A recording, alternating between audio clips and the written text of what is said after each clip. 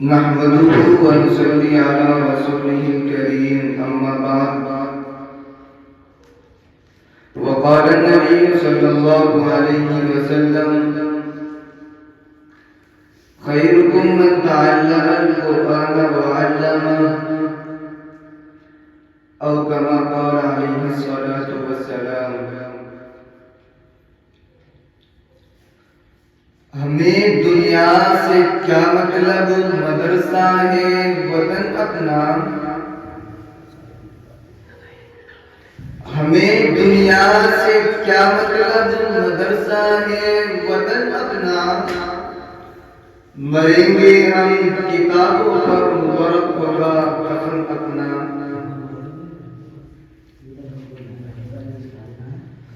معزز حضرات اور سامعین کرام اور علماء کرام، آج میں آپ حضرات کے سامنے مدرسے کی اور طلبہ کرام کے متعلق کچھ گفتگو کرنا چاہتا ہوں، اس امید کے ساتھ کہ آپ بغور سماعت فرمائیں گے. عزیز دوستو، یہ مدارس اسلامیہ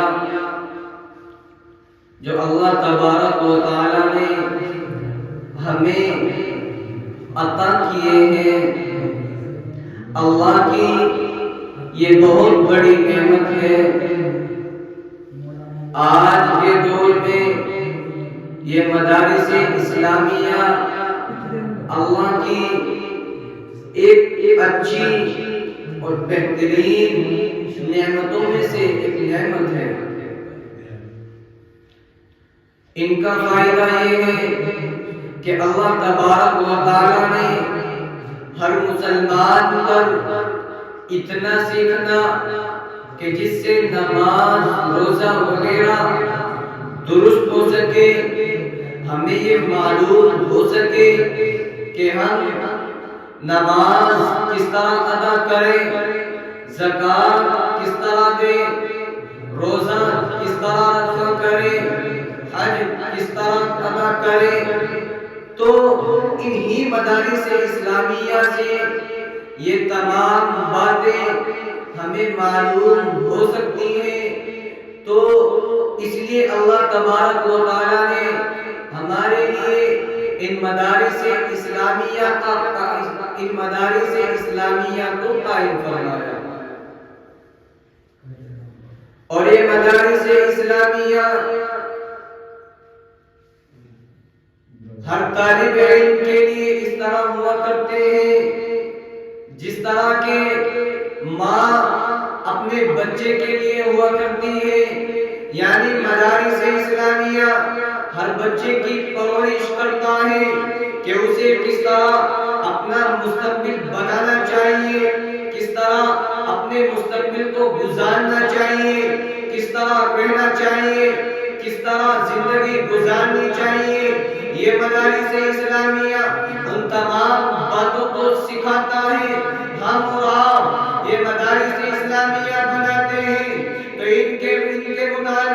تو ان کے صدقے میں اللہ تبارک و تعالی ہمارے قلوب کو بناتا ہے، اللہ سے ہمارے تعلق کو جوڑتا ہے.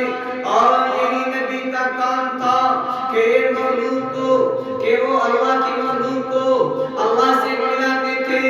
یہ مدارس اسلامیہ بھی ہم کو اللہ سے ملاتے ہیں. جس طرح نبی مخلوق کو خالق سے ملاتے تھے، یہ مدارس اسلامیہ بھی ہم کو اللہ سے ملاتے ہیں. دوستو، میں آپ سے بتاتا ہوں کہ آج ان مدارس اسلامیہ میں پڑھانے والوں کے متعلق کچھ ناجائز اور غلط باتیں سننے میں آ رہی ہیں. کوئی ان کو گالیاں بکتا ہے، برا بھلا کہتا ہے. ارے شرم آنی چاہیے کہ ان مدارس اسلامیہ کی وجہ سے آج اللہ تبارک و تعالی نے ان مسلمانوں پر اپنا رحم کرتا ہے، ان مسلمانوں پر اپنی رحمتوں کا نزول کرتا ہے.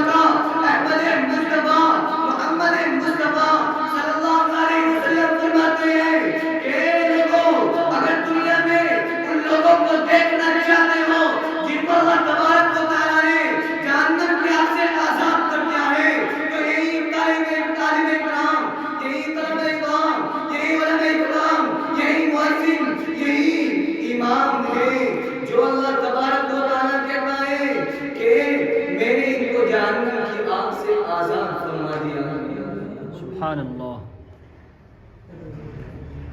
آپ کو اس سے سبق لینا چاہیے اور سمجھنا چاہیے. میرے دوستوں، اللہ تبارک و تعالیٰ نے ہمیں یہ زندگی عطا کی ہے. میں تو یہ کہتا ہوں کہ اللہ نے ہمیں مسلمان بنایا ہے اور اس کا یہ بہت بڑا فضل ہے. تو جب ہمیں اللہ نے مسلمان بنایا ہے تو ہم اپنے بچوں کو اللہ کے احکام کیوں نہیں سکھا دیتے؟ کیا آپ کو اللہ تبارک و تعالیٰ نے اس لیے بھیجا ہے کہ تم اپنی اولاد کو انجینئر بناؤ لیکن اسے نماز کی تلقین نہ کرو؟ میرے دوستو، یہ زندگی دو بھر کی زندگی ہے. آج نہیں تو کل آپ کو جانا ہے. اس لیے اپنے والدین کی، اس لیے اپنی اولاد کی اچھی تربیت کریں اور ان مدرسے والوں کی اور ان اماموں کی جو آپ کی مسجدوں میں امامت کرتے ہیں ان کی قدر کرنے کی ان کو تلقین کریں.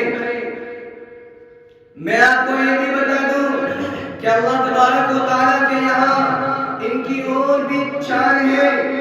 اللہ فرماتا ہے کہ جہاں جہاں اللہ کے نبی فرماتے ہیں کہ جہاں جہاں ان کے قدم پڑتے ہیں وہ زمین ان کے لیے اللہ کے یہاں دعا کرتی ہے، استغفار کرتی ہے. صبح و شام فرشتے ان کی مغفرت کا اعلان کرتے ہیں. سمندر کی مچھلیاں جو مچھلیاں رہتی ہیں یہ ان کے واسطے دعا کرتی ہے. کہاں لکھا ہے، کہاں پڑھا ہے، کون بتاتا ہے کہ جو آپ نے انجینئر بنائے ہیں، جو آپ نے جج بنائے ہیں، جو آپ نے S P D S P بنائے ہیں، ان کے واسطے اللہ کے نبی، ان کے واسطے اللہ کے فرشتے، اللہ کی مچھلیاں جو اللہ کی مخلوق ہے ان کے واسطے دعائیں کرتی ہو؟ کہیں نہیں ہے. لیکن یہ علماء کرام کے لیے اللہ کی مچھلیاں بھی دعائیں کرتی ہیں. اللہ کے نورانی فرشتے ان کے نیچے اپنے پروں کو بچھا دیتے ہیں اور اعلان کرتے ہیں ان کی مغفرت کا کہ ہاں اللہ من النار. یہ ہیں وہ لوگ جن کو اللہ نے جہنم کی آگ سے آزاد کر دیا ہے. تو میرے دوستو، ہمیں چاہیے کہ ہم اپنے مدارس اسلامیہ جو اللہ نے ہمیں عطا کیے ہیں ان کی خوب قدر کریں اور جو اللہ نے ہمیں یہ علماء کرام عطا کیے ہیں ان کی ہر چیز سے، بلکہ اپنی زبان سے نہ کہیں گالیاں دیں اور نہ ان کی شان میں بے قدری کریں، بلکہ ان کی تعظیم اور اکرام کریں. یہ اللہ کی ایک بہت بڑی نعمت ہے دوستو جو اللہ نے ہمیں عطا کی ہے. تو ہمیں چاہیے کہ علماء کرام کی بھی قدر کریں. اللہ تعالیٰ ہمیں انہی چند باتوں پر عمل کرنے کی توفیق نصیب فرمائے. وآخر دعوانا الحمدللہ رب العالمین.